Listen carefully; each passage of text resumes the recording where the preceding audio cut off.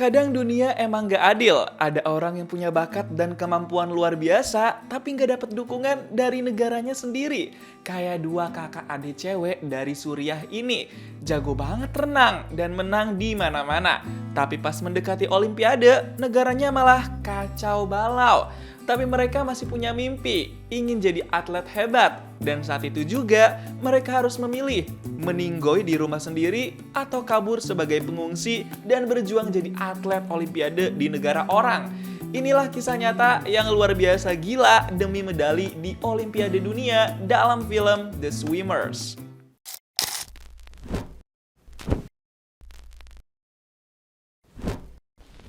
Di tahun 2015 ada dua kakak adik cewek yang sama-sama atlet renang remaja.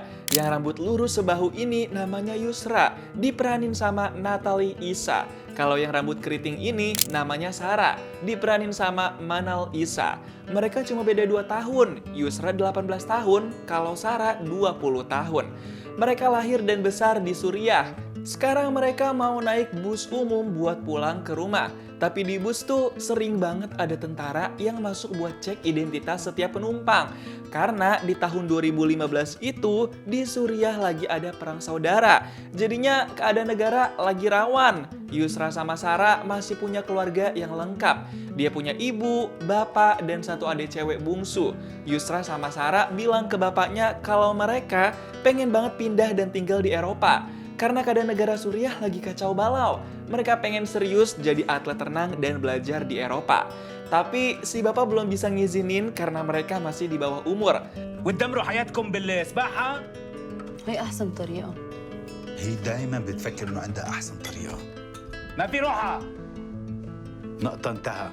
Susah nih kalau udah nggak diizinin orang tua. Tapi Sarah sebagai kakak tertua selalu berani buat berpendapat dan ngebantah. Beda banget sama Yusra yang cuma mau nurut-nurut aja. Besoknya, Yusra seleksi renang sama perenang kelas 1 SMA di sekolahnya. Dia ikut seleksi ini supaya bisa dipilih jadi perwakilan yang bertanding di Olimpiade Nasional. Si bapak yang juga jadi coachnya selalu ngedampingin Yusra. Pas seleksi dimulai, awalnya semua baik-baik aja. Yusra bisa jadi yang paling depan di antara yang lain. Dia dapat dukungan juga dari keluarganya. Tapi tiba-tiba ada bunyi duar tepat di atas kolam renang itu. Dan kejadian itu bikin semua orang panik. Karena emang beneran ada ledakan yang berbahaya banget. Si Yusra masih fokus renang di air. Sampai akhirnya dia sadar ada alat ledakan yang masuk ke kolam renang. Panik dong si Yusra. Tapi untungnya si bapak sama Sarah langsung nyebur buat bantu naikin Yusra dari kolam itu. Udah panik banget tuh mereka. Untungnya Yusra masih bisa ketolong. Ngeri banget kan perang saudara di Suriah ini. Besoknya Yusra sama Sarah bilang ke si bapak kalau sepupu mereka yang namanya Nizar bakal pergi ke Jerman. Mereka mau ikut karena Nizar bisa jagain mereka berdua. Tapi si bapak tetap aja kagak ngizinin. Sampai akhirnya Yusra dengan lembut meminta ke bapaknya supaya mau kasih izin. بابا انت شايف شو عم بيصير الوضع من سيء لأسوأ كيف بدي وصل الأولمبيكس إذا ما عم أقدر أسبح وبوعدك لما أوصل على أوروبا رح ضل عم أتدرب. Dan akhirnya si bapak mulai bisa tuh ngerendahin egonya dan ngizinin Yusra sama Sarah buat ke Eropa. Besoknya si bapak kasih duit yang banyak buat bekal Yusra sama Sarah di Eropa. Si bapak sampai pinjem tuh duit biar bisa kasih bekal buat anak-anaknya. Dia nggak mau Yusra sama Sarah sampai kenapa-kenapa. Besoknya Yusra sama Sarah langsung pamitan sama ibu dan bapak di bandara. Mereka nangis banget tuh karena bakal pisah lama sama ibu bapaknya. Yusra, Sarah, dan Nizar langsung masuk ke gate bandara buat terbang ke Turki dahulu. Karena kalau langsung ke Jerman, bahaya bagi mereka yang berasal dari Suriah. Pas malamnya sampai di Turki, Yusra, Sarah, sama Nizar nginep di hotel murah. Mereka sewa 1 kamar buat tidur bertiga bareng-bareng. Kasian amat kan, cuma hotel bintang 1, tidurnya bertiga lagi. Tapi mereka rasain aja dah tuh.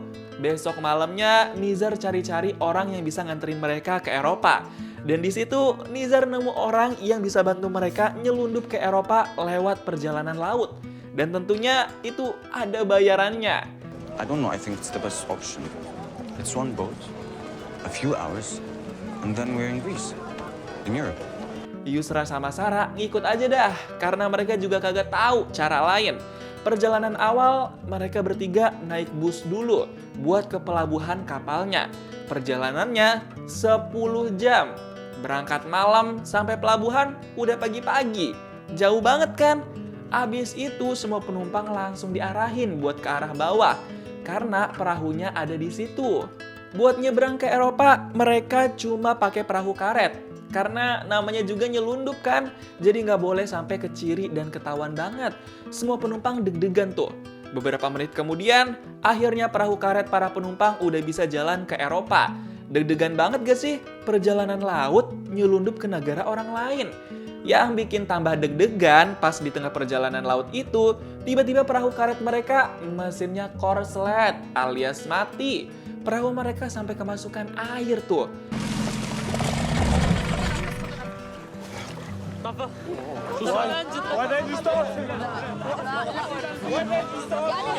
Langsung deh pada panik tuh semua orang. Ya gimana kagak panik? Emang ngeri banget kan kondisinya? Cowok-cowok yang ada di perahu udah nyoba berkali-kali buat nyalain lagi mesinnya. Tapi belum juga ada perubahan. Sampai pas udah malam pun, tuh perahu masih aja belum bener.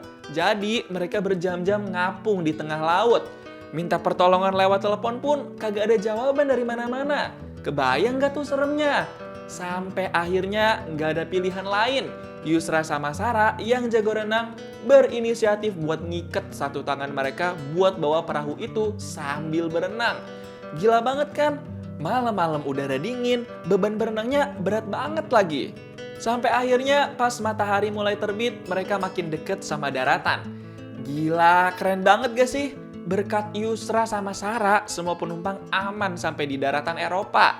Langsung tuh semua penumpang pada saling bantu satu sama lain. Karena emang perjuangan mereka gak main-main bisa sampai di daratan Eropa. Yusra sama Sarah langsung capek banget tadi situ. Berenang berjam-jam sambil ngebawa beban berat. Gimana kagak tepar coba? Pas jalan kaki di Eropa, Yusra nemuin keran air. Dia langsung seneng banget. Karena dahaga udah gak tertahankan lagi dah pokoknya. Dia langsung minum air dari situ dan cuci muka. Semua penumpang langsung bergantian buat menikmati air keran itu. Ngenes banget kan nasib mereka? Gak lupa juga mereka langsung ngabarin si ibu kalau mereka udah sampai di Eropa dengan selamat. Untungnya mereka semua nemuin tempat pengungsian. Jadi bisa dapat beberapa kebutuhan yang dikasih secara gratis. Bersyukur banget kan nih? Tapi perjalanan mereka belum selesai. Buat bisa sampai ke Jerman, beberapa hari kemudian mereka harus melewati beberapa negara di Eropa lewat perjalanan darat. Ada beberapa negara kecil yang harus dilaluin buat bisa sampai di Jerman. Dan gara-gara itu tentunya mereka semua juga harus bermalam lagi di pinggir jalan entah di negara mana. Capek banget gak sih pasti mereka? Tapi di situ Yusra jadi bisa curhat juga kalau dia emang punya ambisi buat jadi perenang yang bisa menang di Olimpiade. One day I want to swim in the Olympics. I was hoping Rio. But it feels so far away right now. Udah sejago itu renang, tapi bisa-bisanya masih insecure tuh si Yusra. Besoknya Yusra, Sarah, sama Nizar berangkat pakai truk buat bisa lewati negara yang keamanannya ketat banget. Duh, ribet amat ya, mau ke Jerman doang. Abis itu mereka juga harus nyelundup pakai mobil orang-orang lokal biar nggak dikira orang asing.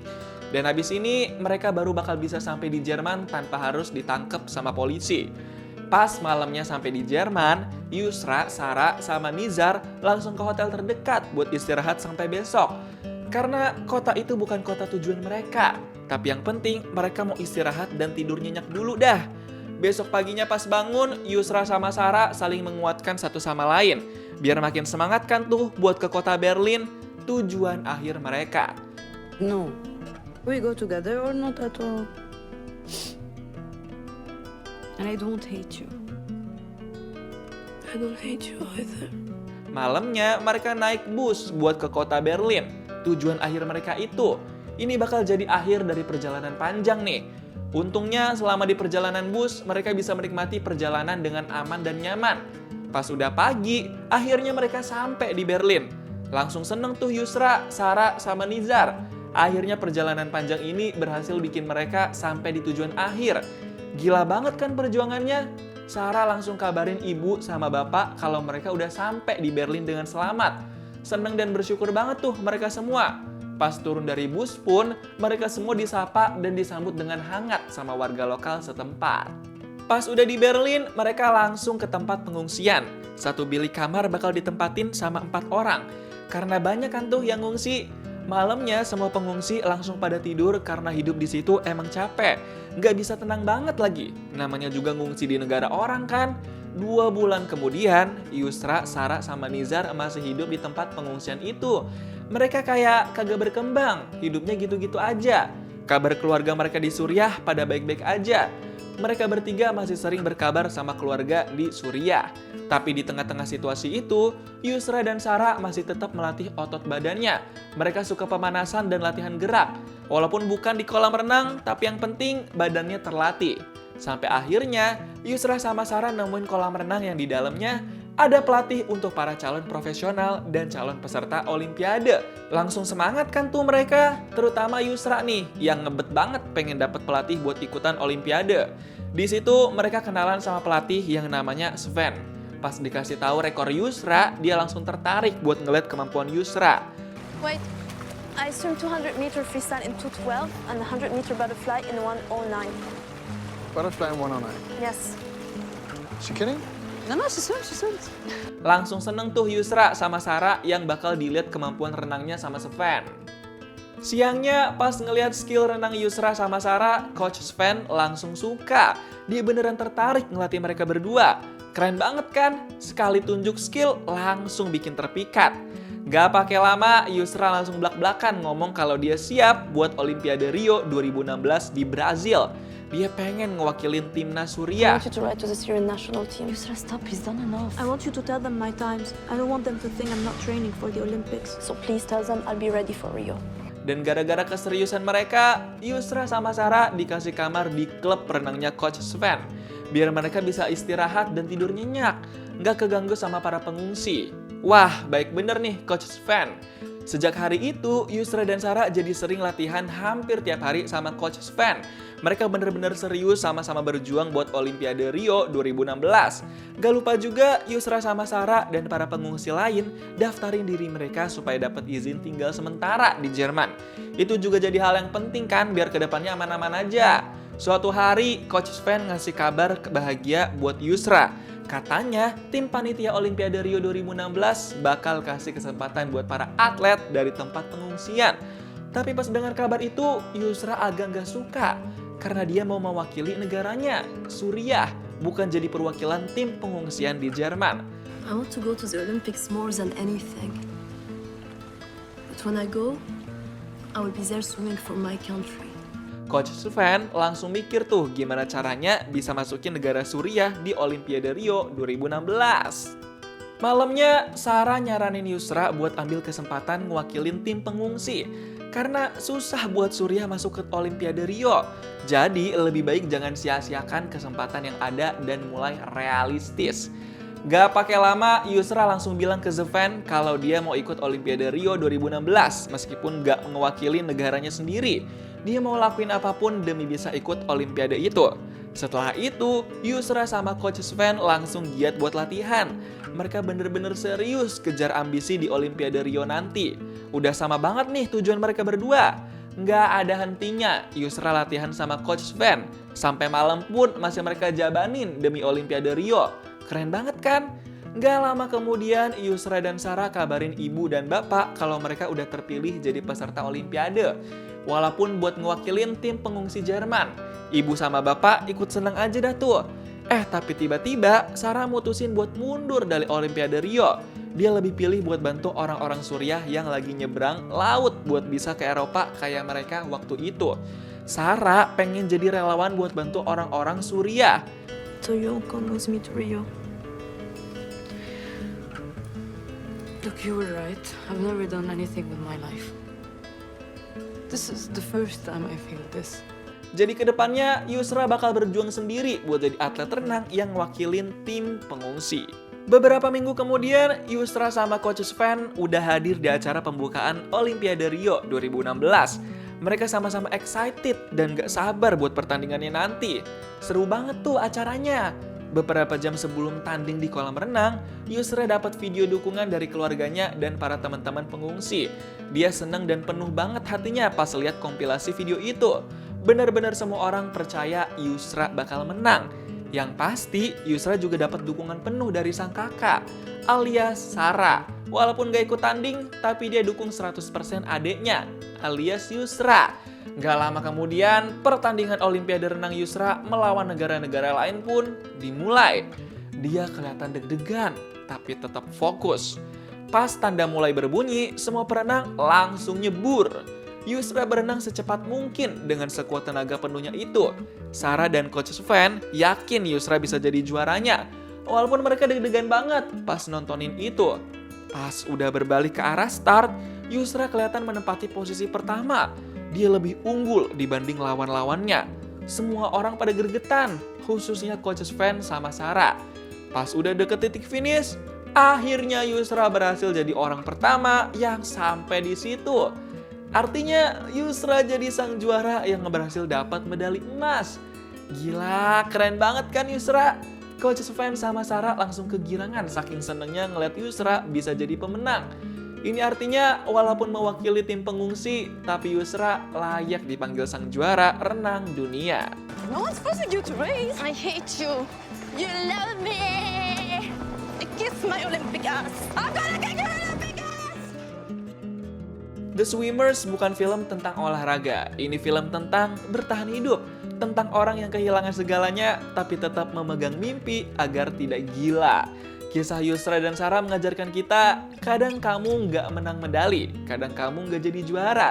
Tapi kalau kamu bisa menyelamatkan hidup, kalau kamu bisa melewati malam yang mustahil, maka kamu sudah menang lebih besar dari siapapun. Karena sebagian orang berenang untuk jadi juara, tapi mereka berenang untuk hidup. Gimana nih pendapat kamu tentang film The Swimmers? Coba tulis di kolom komentar dan kasih tahu kamu mau diceritain alur film apa selanjutnya.